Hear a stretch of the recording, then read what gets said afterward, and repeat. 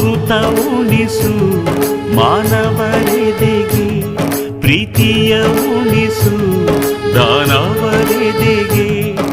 ಅನಂತ ಅನಂತ ಸುಖದ ತರಂಗ ಮೃದಂಗ ನುಡಿಸು